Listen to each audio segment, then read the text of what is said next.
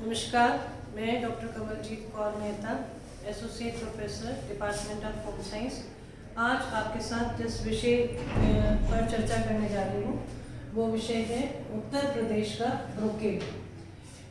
यानी कि जो हम अभी इंडियन टेक्सटाइल्स में जो भारत के परंपरागत वस्त्र की श्रृंखला में हमने काफ़ी प्रदेशों की जो फेमस एम्ब्रॉयडरीज और फेमस टेक्सटाइल्स हैं उनके बारे में बात की थी। और आज हम बात कर रहे हैं ब्रोकेड्स के बारे में। ये ब्रोकेड्स जो है ये उत्तर प्रदेश की, हालांकि ब्रोकेड्स जो हैं वो गुजरात में भी फेमस है, लेकिन ज़्यादा फेमस जो है ब्रोकेड्स जो है वो उत्तर प्रदेश के ही रहे। और इसमें जो है ये ब्रोकेड शब्द जो है ये अंग्रेज़ों के द्वारा दिया गया एक सामूहिक वस्त्र का नाम, सामूहिक वस्त्रों का नाम है। इसमें क्या होता है कि इसको शुरू में पहले कम ख्वाब ही कहा जाता था। किम ख्वाब और कम ख्वाब दोनों नाम इसको दिए गए थे। इसमें क्या होता है कि जो पूरा वस्त्र होता है वो संपूर्ण वस्त्र जो है वो रेशमी धागों से बनाया जाता है और उसके ऊपर जो एम्ब्रॉयडरीज है वो सोने और चांदी के तारों के द्वारा की जाती थी। तो ये जो वस्त्र है, ये जो ब्रोकेड्स जो है ये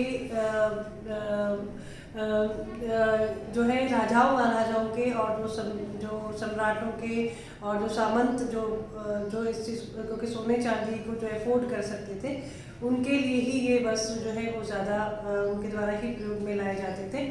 इसमें जो बुनकर जो होते हैं, जो वीवर्स होते हैं, वो क्या करते हैं कि वो जो है वीविंग, तो बैकग्राउंड में तो वीविंग सिल्क के थ्रेड्स से होती है और सिल्क के धागों से, और फिर उसमें जो सोने और चांदी के तारों से डिज़ाइंस, तरह के नमूने जैसे फ्लावर्स, फूल हो गए, पशु पक्षी हो गए, गमला हो गया, फूलों के गुच्छे हो गए, इस तरह के जो डिज़ाइंस हैं वो ब्रोकेड्स में बनाए जाते रहे।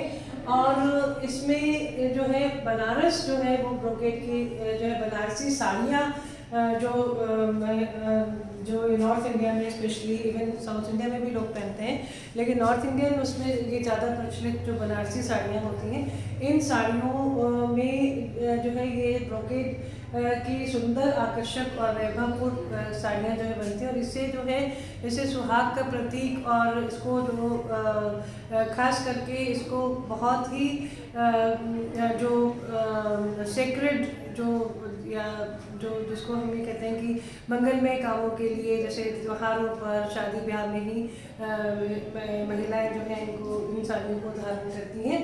और इसमें ब्रोकेड्स के प्रकार की जब हम बात करें तो इसमें मेन 5 प्रकार जो हैं वो इसमें फेमस हैं।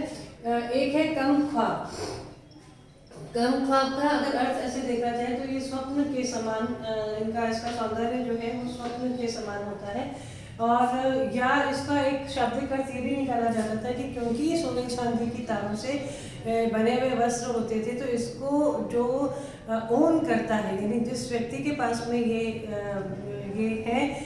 ऐसे वस्त्र हैं, उसको शायद रात को नींद ना आए कि कोई चुरा के ना ले जाए, तो एक कम ख्वाब, यानी कि वो सो नहीं सकता है इसलिए उसको कम ख्वाब आते हैं।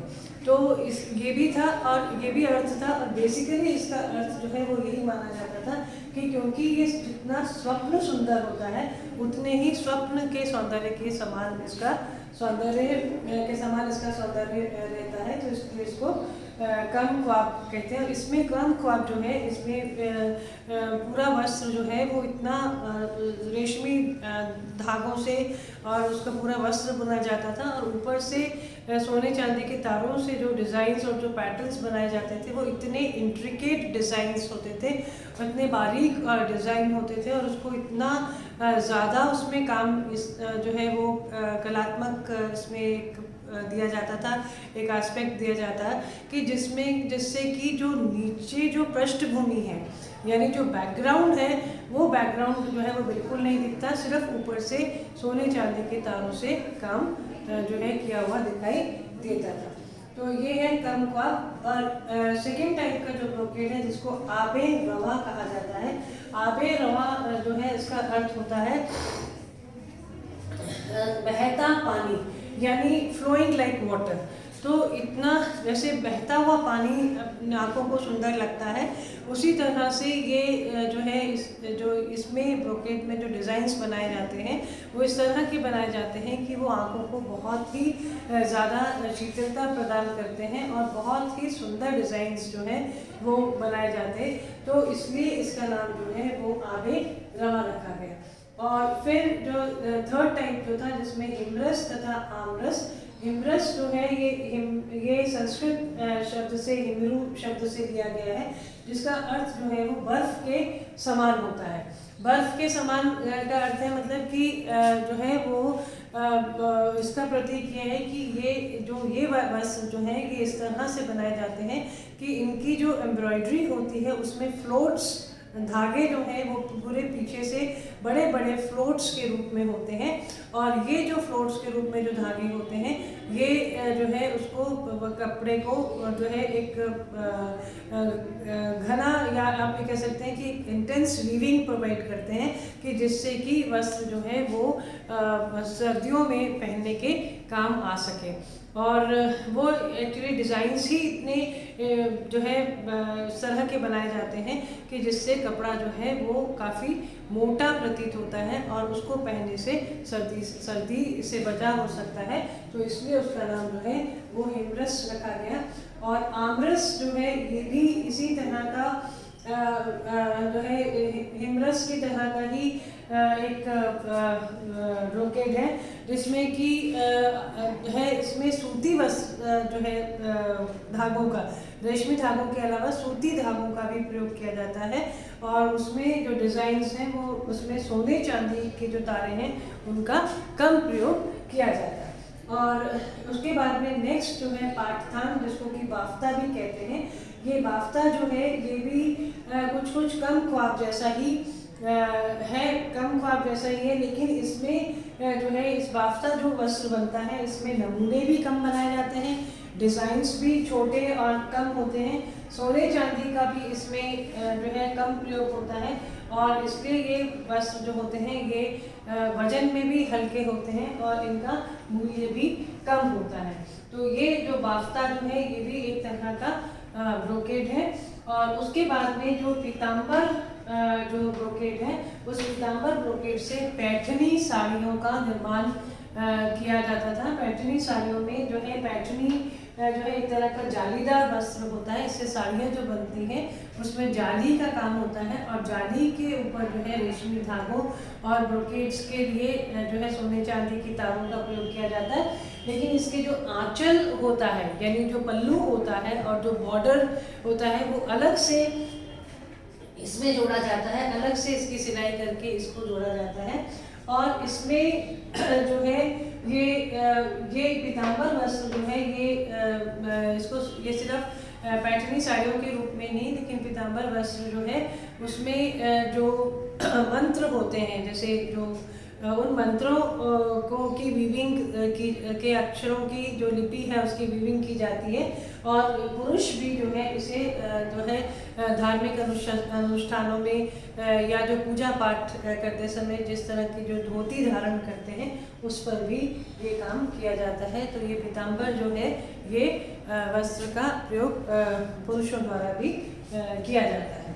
और इसके जो है इतिहास की अगर हम बात करें तो इतिहास में अगर हम देखें तो ये बुद्ध की जो जातक कथाएं हैं उन जातक कथाओं में इसको काशी कुत्तम नाम दिया गया है। और ऐसा माना जाता है कि जब बुद्ध ने जब निवारण लिया था तो उनका जो उसके बाद में उनका जो शव है वो इस काशी कुत्तम कपड़े से लपेटा गया, जिसमें कई कलर्स की रश्मियाँ जो है या जो रिफ्लेक्शन जो है थ्रेड्स का वो दिखाई देता था, ऐसा जो है ये मान्यता है। और फिर पाली साहित्य में जो है इसको कसायका नाम दिया जाता है। ये जो ब्रोकेड है इसको कसायका का नाम दिया जाता है। और इसमें कहते हैं कि इसकी इतनी कीमत, इतने ज़्यादा ही एक्सपेंसिव होते हैं कि एक कसायका जो है उसकी कीमत जो है वो चांदी के 100 सिक्कों के बराबर है। और फिर जो है इसमें जो रत्न जड़ी, जहाँ पर जरी का काम है और जहाँ पे रत्न लगाए जाते थे, कुछ कुछ जेम्स और ज्वेल्स जो है वो भी लगाए जाते थे, तो वो रत्न जड़ित जाल जो जरी वस्त्र जो है उसको समूर कहा जाता था। और जो है इस तरह के जो नकाशीदार वस्त्र बनते थे इनका नाम कोशीकारक भी कहा जाता था। और ऐसी मान्यता है कि मुगल साम्राज्य में अकबर ने जो है वो विदेशों से, यानी कि बाहर से कुछ इस तरह के नक्शा बंदों को लाकर, नक्शा बंदा मतलब जो कि डिज़ाइंस जो बनाते हैं, जो इसमें जो डिज़ाइंस, विंग डिज़ाइंस को बनाने में परफेक्ट होते थे, तो उनको विदेशों से बुलाकर और जो है विभिन्न प्रदेशों में, जो उत्तर प्रदेश के विभिन्न शहरों में जैसे लखनऊ, आगरा और फतेहपुर में इनको बसाया। और जो है उनको बसाने के बाद में जो है इसमें उनको जो यहाँ के जो लोकल जो कारीगर थे या जो बुनकर थे उनको प्रशिक्षित किया, कि जिससे कि वो भी जो है इस ब्रोकेड्स की खास कला में जो है वो प्रशिक्षित हो सके। तो ब्रोकेड्स का काम हालांकि जो है आज भी होता है, कई जगह पर जो है इनके केंद्र बनाए गए हैं ब्रोकेड्स के है, लेकिन जो इंट्रिकेसी और जो कल्पना जो है वो उस समय पुराने समय में हुआ करती थी इन डिज़ाइंस में, और जो बारीकी हुआ करती थी वो अब इनमें नहीं रही है।